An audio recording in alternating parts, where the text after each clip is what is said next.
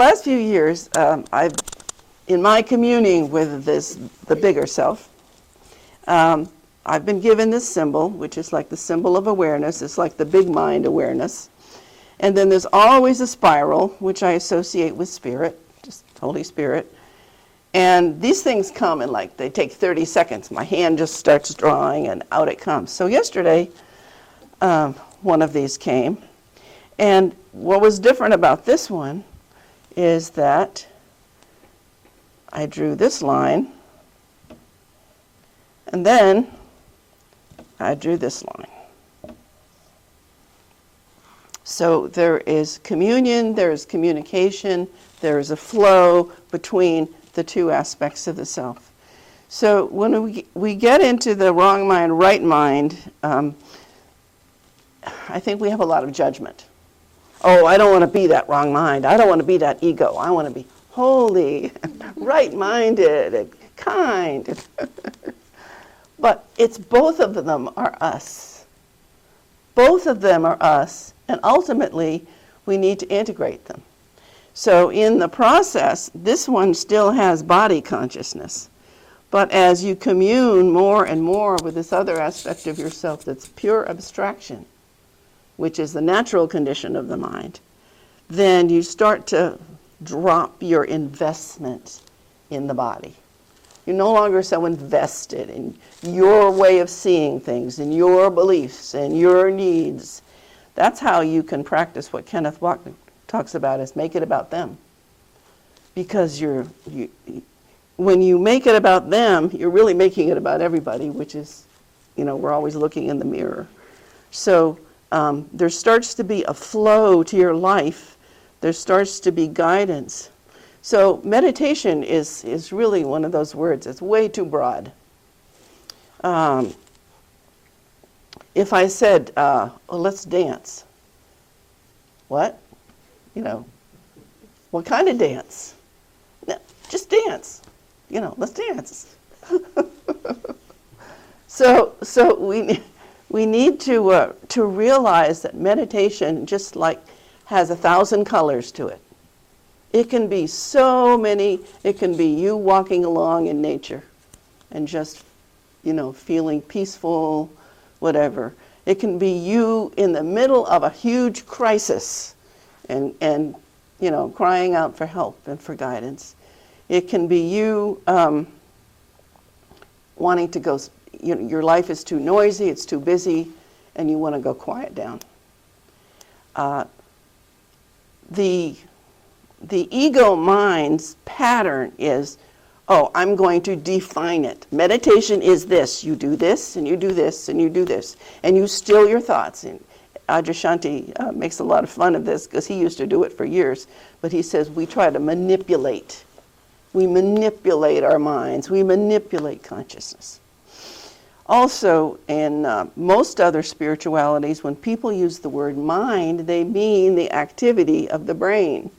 And that's the piece that the Course has brought to us, which is brains don't think. Anything that seems to be, a thought in the mind isn't. Brains don't think. So there are two thought systems. So the meditation is going to be the free flow back and forth here. And it is essential to begin to develop some kind of relationship with this larger part of yourself. Whether you just call it God, or a higher power, or the God of your understanding, as they say in AA. Whether you call it Buddha, whether you call it an angel, whether you call it a guide, whether you call it a master. And there's a lovely little passage in the Course about the teachers of teachers. It says everybody, and I'm sure they're talking about a Buddha or a Jesus or Kenneth Wapnick or any of the great teachers, that we can relate to them now. Even if their bodies aren't here anymore, their awareness is still here, and you can still, Roger, you can still relate to that teacher and to that teacher's mind. to guide you. And there's nothing wrong with needing to put names to it. Nothing wrong at all. However you conceive of it, it's turning away from the world and turning away from the I know mind, which is, oh, I know what to do, or I'll do this, or I'll organize that, or I'll plan that, or I'll go to a workshop, or I'll read a book, or I'll pay for a special treatment, or whatever it is. It's going within and knowing that this is you too. This is your own divinity. This is your own higher mind, your own higher self, and your own wisdom. It's yours. It's not something you have to pay for, which makes a lot of us mistrust, because the ego says, if you want anything down here, you have to pay for it.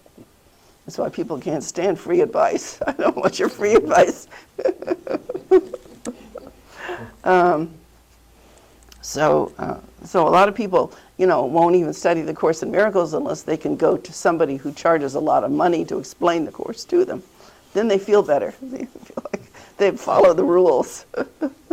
And they don't have to follow the advice because they paid for it. So why don't you pass that around? Does anybody have any thoughts or questions about meditation? I have a story to tell, actually. Good. So I had a unique experience maybe a couple of months ago. I've always had this sort of belief or mindset that, if I'm gonna meditate, I've got to sit, close my eyes, minimize any kind of sensory input. And so, but a couple months ago, Mitch sent an email out with some meditations from Muji. And I was driving to St. Louis, for business, and I had them on my phone, and I thought, I've got 4 hours of driving. Maybe I could listen to the Muji's meditation. And so I did. I turned it on. It was on YouTube, and I still kept my eyes driving. But I thought, can I drive and really do this meditation?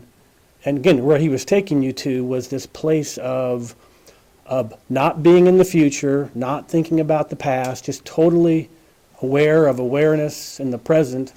And for 15 minutes, I actually did it while I was driving. I was surprised of that I could still drive, have my eyes open, and have that sort of meditative experience. So haven't been able to do it since, but that one was a good experience. So thanks, Mitch.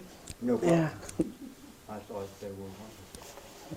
Dwight, since we're on driving, why don't you tell the story about your experience? Is it Alabama?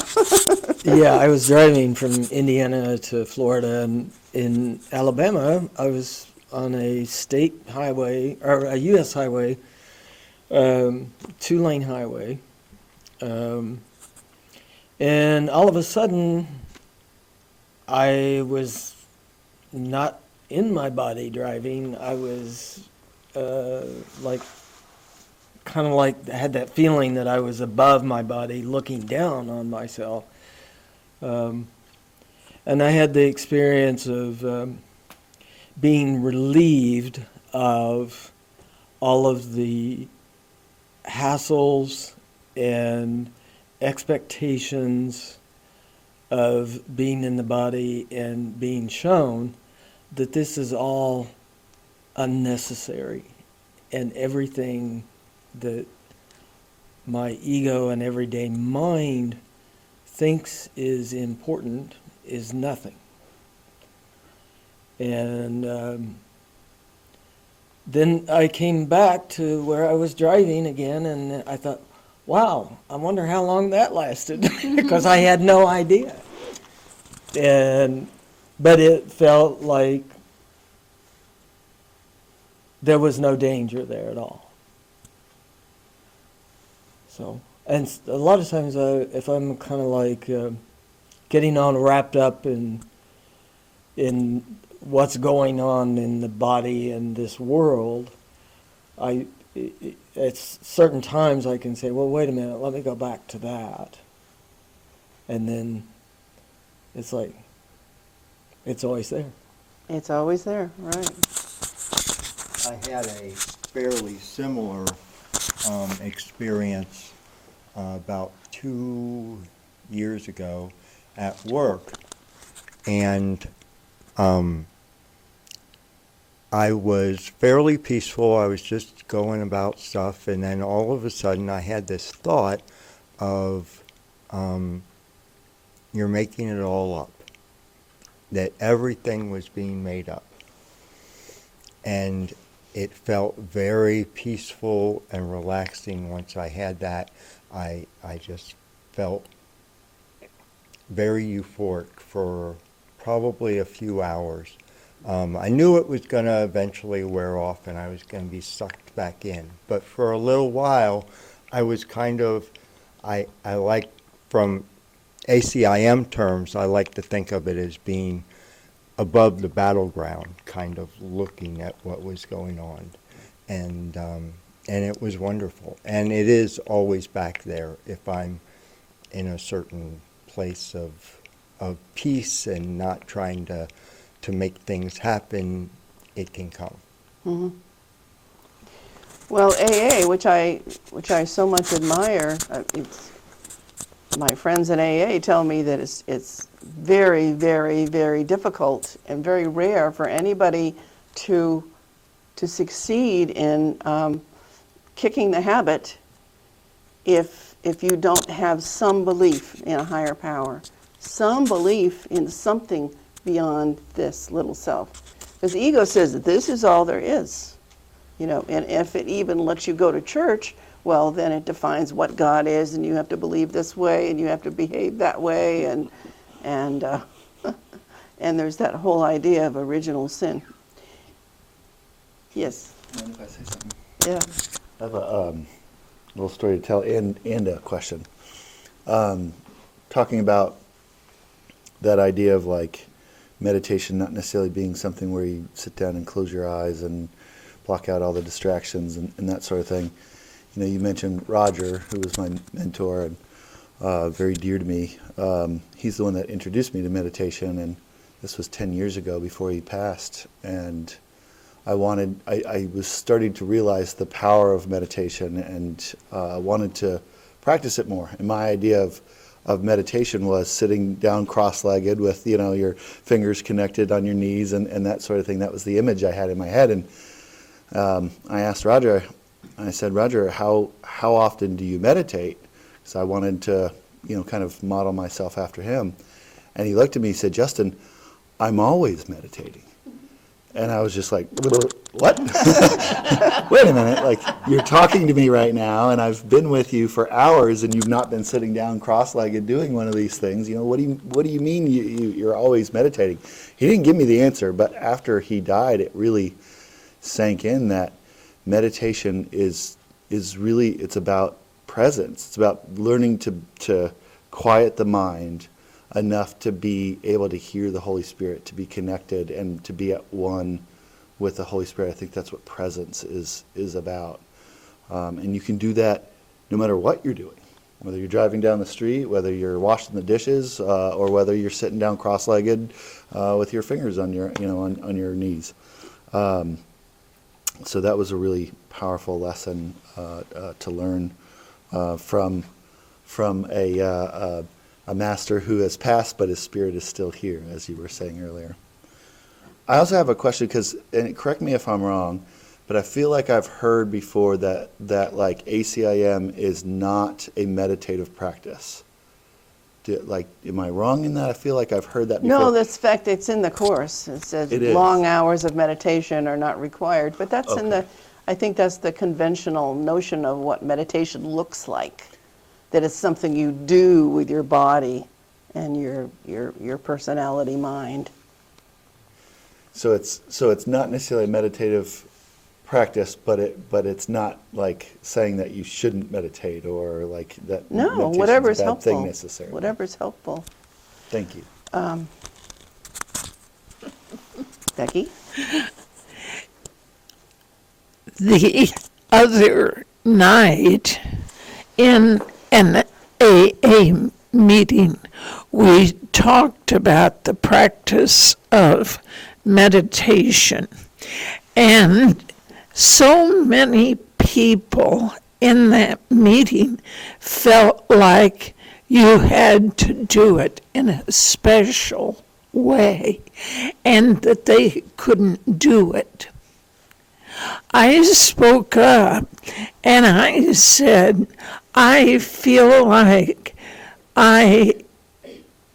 meditating is maintaining a conscious contact with my higher power or whatever you want to call it, and that's all it really is. And I can do that throughout the day. And when I catch myself being judgmental during the day, I can call myself back to that more or less meditative state. The conscious contact is what's very important to me. And that it can be, as Roger said, that kind of awareness of peacefulness and an awareness of when I stray away and to be able to come back. So some of you remember some years ago when I was teaching about AOL. It's just an easy acronym to remember. But to me, it stood for A is for ask or align. And that would be like when the mind, reaches up, asking. That would be the asking. Calling out for help. Let me see this differently. And observing is then what happens is when you align with this, you start to observe what you've been doing as an ego and how you've set things up.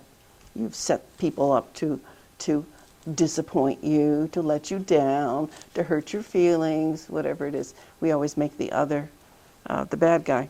And then the L, so O is for observe, L is for listen. And then you receive what this awareness would have you say. It'll take some form of, won't necessarily be words, but you'll find yourself guided to say the right thing, to do the right thing, to show up, in the right way, in the right timing. So that's another way to talk about. But I've been reminded lately, 1976, which is when I started this whole process of digging into my mind. And a few months before this event, I had started in a form of what was then called primal therapy. And basically, all it was just letting it was the belief that all the body's traumas, all the past traumas are sealed in the body, and that if you allow them, they will come up to the surface. And then you can remember them and let them go. So in this particular session, I don't remember what started it, but the crying started, and it went on and on and on and on, past any memory, past any thought. This deep, deep despair, which I realize now was